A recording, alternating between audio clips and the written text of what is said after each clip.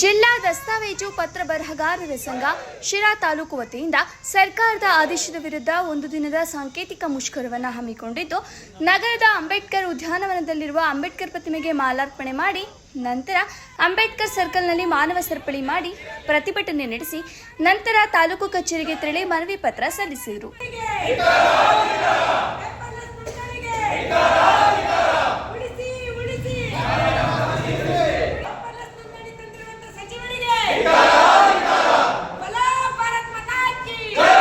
ನಂತರ ಶಿರಾ ತಾಲೂಕು ದಸ್ತಾವೇಜು ಪತ್ರ ಬರಹಗಾರರ ಸಂಘದ ಅಧ್ಯಕ್ಷರಾದ ನಾಗೇಂದ್ರ ಮಾತನಾಡಿ, ರಾಜ್ಯ ಸರ್ಕಾರ ಜಾರಿಗೆ ತಂದಿರುವ ಪೇಪರ್ಲೆಸ್ ಪತ್ರಗಳ ನೋಂದಣಿ ಪ್ರಕ್ರಿಯೆಯಲ್ಲಿ ರೈತಾಪಿ ಕುಟುಂಬದವರಿಗೆ ಹಾಗೂ ನೋಂದಣಿ ಮಾಡಿಸಲು ಬರುವ ಸಾರ್ವಜನಿಕರಿಗೆ ತೊಂದರೆಯಾಗುತ್ತಿದೆ.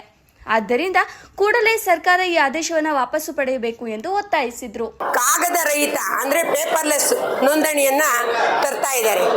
ಆ ಪೇಪರ್ಲೆಸ್ ನೋಂದಣಿಯಿಂದ ಹೆಚ್ಚು ಅನುಕೂಲಕ್ಕಿಂತ ಎಲ್ಲ ನಮ್ಮ ಸಾರ್ವಜನಿಕರಿಗೆ, ರೈತರಿಗೆ ಎಲ್ಲರಿಗೂ ಸಹ ಅನಾನುಕೂಲವೇ ಹೆಚ್ಚು. ಒಂದೆರಡು ಉದಾಹರಣೆಗಳನ್ನ ಕೊಡ್ತಾ ಹೋಗ್ತೀನಿ.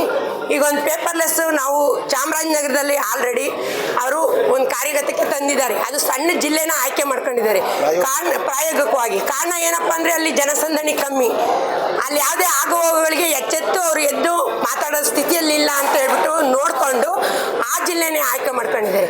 ಆ ಜಿಲ್ಲೆಯಲ್ಲಿ ಇವಾಗ ಏನಾಗ್ತಾ ಇದೆ ಅಂದ್ರೆ ಪತ್ರ ನೋಂದಣಿ ಮಾಡೋದಕ್ಕೆ ಹೋದಾಗ ಮಾರಾಟಗಾರರು ಸಹಿ ಇಲ್ಲ, ಮತ್ತೆ ಕೊಡೋರು ಸಹಿ ಇಲ್ಲ.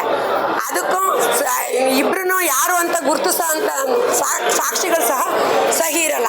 ಇವರೆಲ್ಲವನ್ನು ಗುರುತಿಸ್ತಕ್ಕಂಥ ನಾವುಗಳು ಅಂದ್ರೆ ಪತ್ರ ಬರಹಗಾರರ ಸಹಿನೂ ಸಹ ಇಲ್ದಲೇ ಅಪ್ಲೋಡ್ ಮಾಡಿ ನೋಂದಣಿ ಮಾಡ್ತಾ ಇರ್ತಕ್ಕಂಥದ್ದು ನಮ್ಮಲ್ಲಿಗೆ ಕಂಡು ಬಂದಿದೆ. ಆ ಉದ್ದೇಶಕ್ಕಾಗಿ ನಾವು ರಾಜ್ಯಾದ್ಯಂತ ನಮ್ಮಲ್ಲಿ ರಾಜ್ಯಾದ್ಯಂತ ಒಕ್ಕೂಟ ಮಾಡ್ಕೊಂಡಿದ್ದೀವಿ ಎಲ್ಲ ಪತ್ರ ಬರಹಗಾರ ಸಂಘದಿಂದ.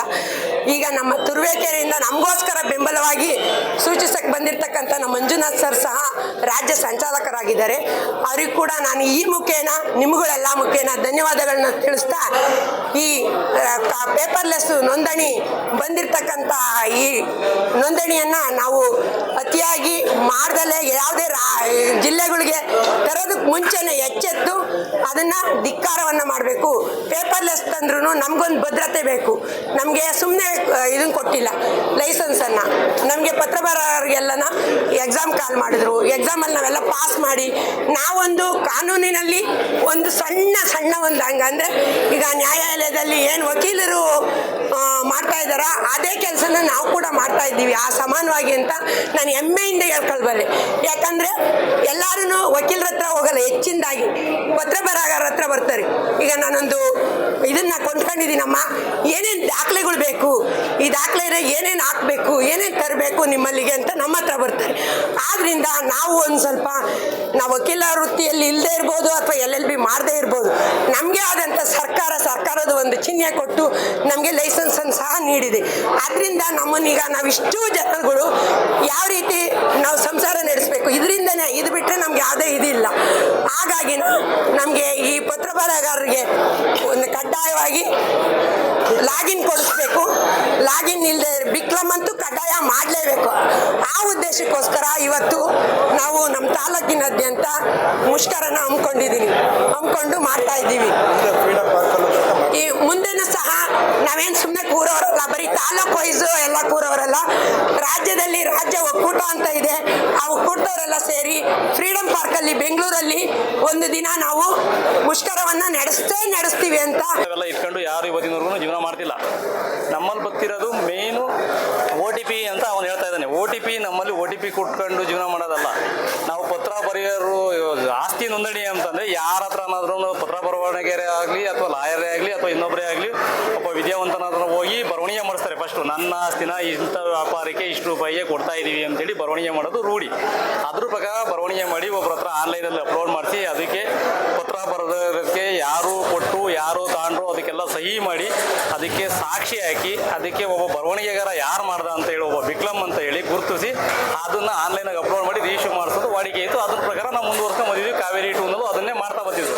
ಇವ್ರು ಹೇಳ್ತಾ ಇರೋದು ಯಾವುದೇ ರೀತಿ ಸಹಿ ಇಲ್ಲ ಅಂತ ಹೇಳ್ತಾನೆ. ಮತ್ತೆ ಯಾವುದೇ ರೀತಿ ನಾವು ಇನ್ನೊಬ್ಬ OTP ಹೇಳೋದು, ಯಾರೋ ಒಬ್ರು ಪೇಪರ್ ರೆಡಿ ಮಾಡ್ತಾರೆ ಅದನ್ನ OTP ಹೇಳೋದು, ಅದನ್ನ ಆನ್ಲೈನ್ ಡೈರೆಕ್ಟಾಗಿ ಅಪ್ಲೋಡ್ ಮಾಡೋದು ಅಂತ ಹೇಳ್ತಾನೆ. ಅದನ್ನ ಯಾವುದೇ ರೀತಿ ಒಪ್ಪಕ್ಕಾಗಲ್ಲ. ಯಾಕೆ ಒಪ್ಪಕ್ಕಾಗಲ್ಲ ಅಂದ್ರೆ ಅಕಸ್ಮಾತ್ ಆಸ್ತಿ ಏನೋ ಒಂದು ವ್ಯಾಜ್ಯ ಆಗಿ ಕೋರ್ಟ್ಗೆ ಹೋಗ್ತದೆ. ಅವತ್ತು ಸಹಿನೇ ಗುರುತಿಸ್ಬೇಕಲ್ಲಿ. ಸಹಿ ಗುರುತಿಸ್ತಿರೋದು ಏನು ನಾವು ಮಾಡಕ್ ಬರಲ್ಲ. ಈ ಸಹಿ ಯಾರ್ದಪ್ಪ ಅಂತ ಕೇಳ್ತಾರೆ, ಯಾರನ್ನಾಗಲಿ ಕೊಟ್ಟಿರೋರು ನೀನು ನೋಡಿದ್ದೇನಪ್ಪ ಅಂತ ಸಾಕ್ಷಿನ ಅಲ್ಲಿ ಕೇಳ್ತಾರೆ. ಅಲ್ಲಿ ಕೇಳಿದಾಗ ಅಲ್ಲಿ ಸಹಿನೇ ಇಲ್ಲ ಅಂತಂದಾಗ ಆ ಪತ್ರಕ್ಕೆ ಬೆಲೆನೇ ಇಲ್ದಂಗೆ ಆಗಿರ್ತೈತೆ. ಈ ಬರಹಗಾರದ್ದು ಇವಾಗ ನೋಡಿ, ಸರ್ಕಾರ ಒಂದು ಕೈಯಲ್ಲಿ ಉದ್ಯೋಗ ಕೊಡ್ಬೇಕು ಎಲ್ಲರಿಗೂ, ಅದು ಬಿಟ್ಬಿಟ್ಟು ಇರೋ ಉದ್ಯೋಗ ಕಿತ್ಕೊಂಡು ಇವನ್ನೆಲ್ಲ ಬೀದಿಗೆ ಹಾಕ್ತಾ ಇದೆ. ಇದು ಯಾವ ತರ ನ್ಯಾಯ ಇದೆ ಸರ್ಕಾರದ್ದು? ಈಗ ನಿರುದ್ಯೋಗಗಳ ಬೇಕಾದಷ್ಟು ಇದೆ ಸೃಷ್ಟಿ ಮಾಡಿದ್ದಾರೆ. ಆದರೆ ಈಗ ಇವ್ರಿಗೆ ಕೊಟ್ಟಿರೋ ಊಟನೂ ಕಿತ್ಕೊಂಡು ಈ ತರ ಪೇಪರ್ಲೆಸ್ ಮಾಡಿ ಯಾವುದೋ ಒಂದು ನ್ಯಾಯ ಕೊಡ್ತೀವಿ ಅಂತ ಹೋಗ್ತಾ ಇದ್ದಾರೆ. ಈ ಕೃಷ್ಣ ಬೈರೇಗೌಡರಿಗೆ ನಾವು ಮನವಿ ಏನಂತ ಹೇಳಿದ್ರೆ, ನೀವೇನಾದರೂ ಇದನ್ನೇ ಪೇಪರ್ಲೆಸ್ ಕಾರ್ಯಕ್ರಮ ಇವನ್ನೆಲ್ಲ ತಗೊಂಡ್ರೆ ನೀವು ಮುಂದೆ ನಮ್ಮ ಜಿಲ್ಲೆ ಮತ್ತು ತಾಲೂಕು ಲೆವೆಲಲ್ಲಿ ನಾವು ಯಾರು ಕನ್ನಡ ಪರ ಸಂಘಟನೆ ಹೋರಾಟಗಾರರಿದ್ದೀವಿ, ಈ ಪತ್ರಕರ್ತರಿಗೆ ಇವ್ರಿಗೆಲ್ಲರಿಗೂ ಬೆಂಬಲ ಸೂಚಿಸಿ ಬರಹಗಾರರಿಗೆ ಮುಂದಿನ ಹೋರಾಟವನ್ನು ಬಹಳ ಯಶಸ್ವಿಯಾಗಿ ನಡೆಸ್ಕೊಡ್ತೀವಿ. ಸಂಘ ಇವರು ಘನ ಸರ್ಕಾರಕ್ಕೆ ಒಂದು ಮನವಿಯನ್ನು ಕೊಟ್ಟಿದ್ದಾರೆ. ಇತ್ತೀಚೆಗೆ ಏನು ನೋಂದಣಿ ಮುದ್ರಣ ಇಲಾಖೆಯಿಂದ ಹೊರಟಿರ್ತಕ್ಕಂಥ ಪೇಪರ್ಲೆಸ್ ಮತ್ತು ಪತ್ರ ಬರಹಗಾರ ಸಹಿ ಹಾಕೋ ವಿಚಾರದಲ್ಲಿ ಏನು ಇದಿದೆ ಅದ್ರ ಬಗ್ಗೆ ಒಂದಷ್ಟು ಬೇಡಿಕೆಗಳನ್ನಿಟ್ಟು ಇವತ್ತು ನಮಗೆ ಒಂದು ತಾಲೂಕು ಕಚೇರಿಯಲ್ಲಿ ತಹಶೀಲ್ದಾರ್ ಮೂಲಕ ಜಿಲ್ಲೆ ಸರ್ಕಾರಕ್ಕೆ ಒಂದು ಮನವಿಯನ್ನು ಕೂಡ ಕೊಟ್ಟಿದ್ದಾರೆ. ಇವತ್ತು ಮನವಿಯನ್ನು ಸ್ವೀಕರಿಸಿದ್ದೀವಿ. ನಾವು ಇದ್ರ ಮೂಲಕ ಇವರಿಗೆ ನಾವು ಜಿಲ್ಲಾಡಳಿತದ ಮೂಲಕ ಸರ್ಕಾರಕ್ಕೆ ಮನವಿಯನ್ನು ಸಲ್ಲಿಸಿ ಈ ಹೋರಾಟಕ್ಕೆ ಒಂದು ಸ್ವಲ್ಪ ಯಶಸ್ವಿ ಆಗಲಿ ಅಂತ ನಾವು ಸಹ ಸಹಕಾರವನ್ನು ಕೊಡ್ತಾ ಇದ್ದೀವಿ. ಏನು ಸಮಸ್ಯೆ ಇದೆಯಲ್ಲ ಅದ್ರ ಬಗ್ಗೆ ನಾವು ಮಾನ್ಯ ಜಿಲ್ಲಾ ನೋಂದಣಾಧಿಕಾರಿ ಮೂಲಕ ಇವರು ಅರ್ಜಿ ಕೊಟ್ಟಿದ್ದಾರಲ್ಲ ಅದನ್ನು ಕಳಿಸ್ಕೊಟ್ಟು ಇವ್ರಿಗೆ ಆದಷ್ಟು ಸಮಸ್ಯೆ ಶೀಘ್ರವಾಗಿ ಬಗೆಹರಿಸ್ಕೊಳ್ತೇವೆ.